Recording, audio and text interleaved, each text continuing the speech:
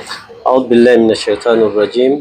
بسم الله الرحمن الرحيم. الحمد لله والصلاة والسلام على رسول الله صلى الله عليه وآله وسلم وبعد. السلام عليكم ورحمة الله وبركاته. وكدب فابلونجي abaddu Allah wamuna abazaana ba Katonda nga mmaze okusuuta n'okutenda ow'ekitiibwa Allah tabaraka wa taala, nzizizzaako okusaalira ku ssenkaggale w'ebitonde byonna ow'ekitiibwa Nabbi Muhammad sallallahu alaihi wa alihi wamu n'ennyumba ye ey'ekitiibwa entukuvu. Nga tukyagenda mu maaso n'ensonga yaffe gye twaliko omusomo gwaffe ogwayita, nga tubuuza nti abantu bazze boogera bingi olw'olutalo olubaddewo oba oluliwo wakati wa Iran wamu n'abalabe b'Obusiraamu, ng'ebigambo bingi ebyogerebwa okusingira ddala abawahabi abeeyita abasalafu nga boogera kino nakiri olw'okukwata ku bakama baabwe be batambula nabo. Naye ekyo tetukyewuunya, bavumye ne bajerega ne bakonjera ne bawaayiriza ng'era bwe ziri empisa zaabwe. Nakibagambako era nja kusiiba nga nkibagamba nti ebigambo byonna ebikyafu bye bakozesa biva ku bakama baabwe, okutandikira ddala ku Ibn Taymiya, Muhammad ibn Abdul Wahhab n'abalala abazze babatambulira mu bigere byabwe. Ne Nabbi yagamba nti silahu al-li'am, ekyokulwanisa oba ekitala ky'omuntu omwononefu, omuntu omubi, yagamba nti qabihul kalam, byebigambo ebikyafu byayise mu kamwa. Ate ekyo kya bulijjo tukimanyi bulungi. Mugende musome ebitabo bya Ibn Taymiya, byonna mujjudde bivumu byereere. Era byemuwulira bano abavubuka abawahabi, mugende muwulire obutambi bwabwe, simanya zindiiku, simanya biki byonna. Eyo enkola sunna y'abannabbi baabwe bali ba Ibn Taymiya ne Muhammad ibn Abdul Wahhab. So n'olwekyo ekyo twakitunuulira.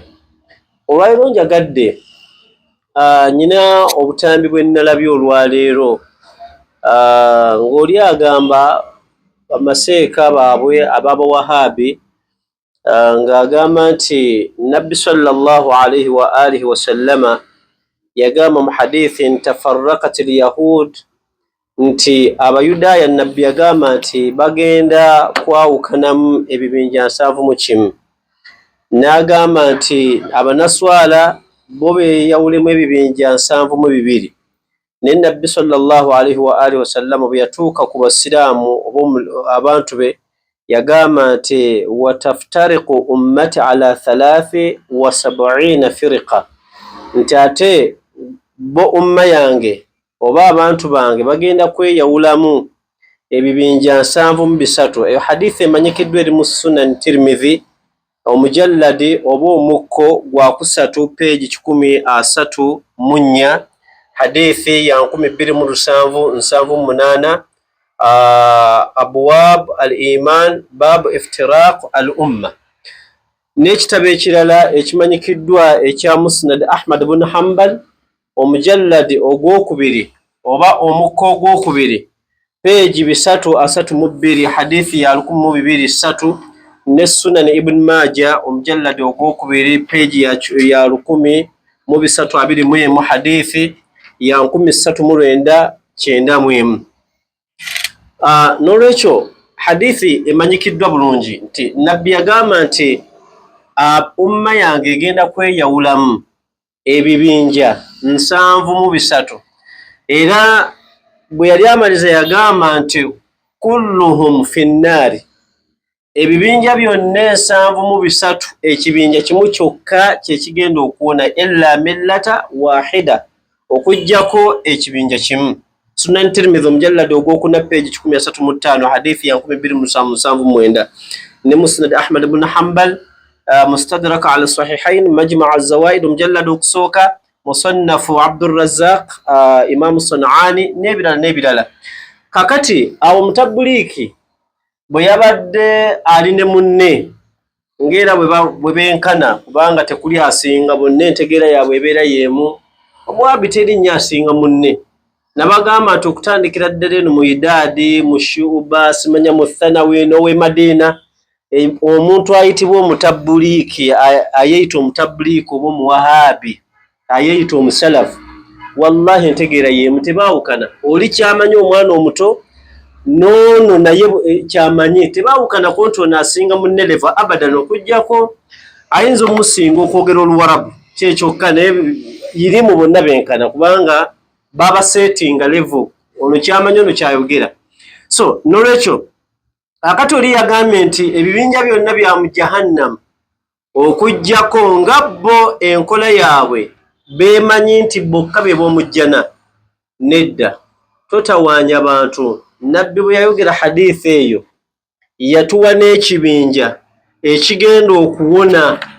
Toweetawaanya kubanga eri bw'osoma suratul Fatiha ogamba Allah nti ihdina siratal mustaqim siratal ladhina an'amta alayhim ghayril maghdubi alayhim waladdallin. Buli lunaku osoma hadithi eyo manya osoma aya ezo mu suratul Fatiha n'ogamba Allah nti tulungame, ayi Allah totuteeka mu ekyo ebibinja ebyensanvu mu ebibiri ebigenda okubula, tuteeke mu ekyo ekibinja ekimu kye tusaba Allah mu swala zaffe buli lunaku. Era nabbi kyeyagamba nti kyekigenda okuwona kibinja ki? Nabbi yakugamba yakuwa dda ansa eri mu bitabo by'Obusiraamu emanyikiddwa hadith athaqalain, hadithi y'ebizito ebibiri. Yagamba nti inni tarikum fikum thaqalain intamassaktum bihima, bannange mbalekera ebizito bibiri bwe munaba mubyekutteko lan tadhillu ba'di, temugenda kubula ghayril maghdubi alayhim waladdallin. Ayi Allah totuteeka mu abo abaabula. Kakati nga tubuuza nabbi nti ya Rasulallah tubeera ng'otubuulira twekwate ku ki nga tetwagala kubula kubeera mu abo abagenda okuzikirira ebibinja ebigenda mu Jahannamu kibinja ki era balina kukola biki? Nabbi yino hadithi yagikuwadda mu bitabo byonna eby'Obusiraamu ebimanyikiddwa obulungi. Sahihun at-Tirmidhi omujalladi ogwokutaano oba omukka ogwokutaano peegi 329 hadithi ya 3876. Ekitabo ekirala ekya Sheikh Jalaluddin Suyuti bonna ba ahli sunna wal jamaa ad-Durrul Manthur, ekitabo kimanyikiddwa bulungi omujalladi oba omukka ogw'omukaaga peegi ya peegi 306 mpaka peegi 307. N'ekitabo ekirala as-Sawa'iqul Muhriqa peegi ya 147. Tafsiri Ibn Kathiri omujalladi ogwokuna peegi 113. Hadithi thaqalaini n'ebitabo bingi abagiina, so ye Muslimu agiina. Nabbi yakuwadda ansa naga ntoyagala kubeera mu bibinja 72 ebya Jahannam nti ene dduwa gy'osoma mu suratul Fatiha ihdina siratal mustaqim oyagala kumanya kkubo eggolokofu lyogenda okubanga weekwatako oluŋŋame oleme kubula oleme kubeera mu abo abaabula nti ye Nabbi yakugamba nti intamassaktum bihima weekwate ku bino ebibiri lan tadhillu ba'di, temugenda kubula oluvannyuma lwange. Yagamba nti ahaduhuma a'zam min al-akhir, ekimu ku kyo newankubadde kizito kinenemu okusinga ku kirala, naye bwe baamubuuza nti ya Rasulallah kyekirwa n'agamba nti kyekitabo kya Allah tabaraka wa ta'ala ekisookera ddala ye constitution y'Obusiraamu n'Abasiraamu yesooka. N'agamba ekyokubiri wa itirati ahlu baiti, bannange n'ennyumba yange mugyekwateko. Abashiya beekwatako ebyo bibiri. Mwe mwogera hadithi egamba nti kitabo kya Allah na sunna teriyo. Hadithi eri mu Muwatta Maliki mu bitabo ebimanyikiddwa ng'oggyeko Qur'ani eno. Abasiraamu ffenna constitution yeno Qur'ani. Then oluvannyuma lwa Qur'ani kati amadhahibu ag'enjawulo buli omu alina ekitabo kya zaakaawo. Ba ahli sunna wal jamaa ekitabo ekiddirira Qur'ani sahihun Bukhariyun. Bukhari hadithi teyagireeta eyo nti kitabo kya Allah ne sunna.